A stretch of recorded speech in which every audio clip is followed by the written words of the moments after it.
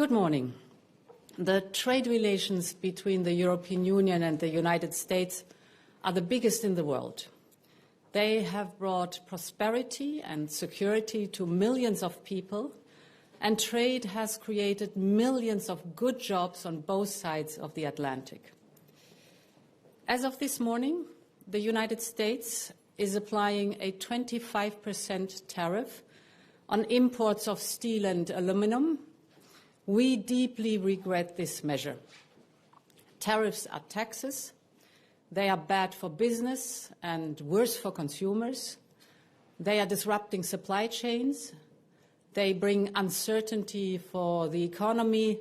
Jobs are at stake, prices up. Nobody needs that on both sides, neither in the European Union nor in the United States. The European Union must act to protect consumers and business. The countermeasures we take today are strong but proportionate. As the United States are applying tariffs worth $28 billion, we are responding with countermeasures worth 26 billion euros. This matches the economic scope of the tariffs of the United States. Our countermeasures will be introduced in two steps, starting with April 1st and fully in place as of April 13th. In the meantime, we will always remain open to negotiations.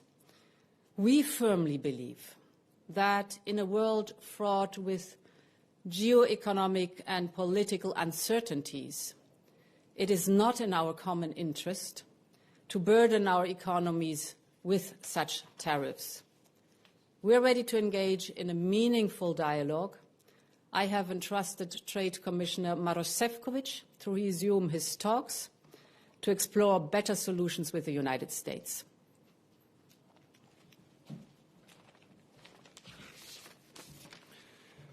Thank you very much, Madam President. Let me also start by echoing the sentiment of deep regret. Today's tariffs from the United States take us in a wrong direction, and the reason is manifold. The EU-US trade partnership is well-balanced and highly profitable for both sides. It's the biggest trade relationship in the world. On steel and aluminium particularly, we share some of the challenges, for instance, global overcapacities driven by non-market practices, and the EU here is clearly part of the solution, not the problem. Last month, during my visit to Washington to raise these points, it was indeed clear that the EU is not the problem, making today's measures even more unjustified. I argue to avoid the unnecessary burden of measures and countermeasures, but you need a partner for that. You need both hands to clap. The US administration has opted to pursue a harmful course of unjustified tariffs, leaving us with no choice but to respond, and that's exactly what we are doing. First, as of April, we will automatically reinstate our current suspended rebalancing measures from 2018 and 2020, effectively targeting 4.5 billion euros worth of US goods exported to us. And second, the Commission is taking decisive steps towards the package of additional countermeasures applying to 18 billion euros of US exports to the EU. Over the next 2 weeks, we will consult with the key stakeholders to help us shape this new package. The objective is to counterbalance the increased trade value affected by the US tariffs while minimizing the impact on European businesses and consumers. But the disruption caused by tariffs is avoidable if the US administration accepts our extended hand and works with us to strike a deal.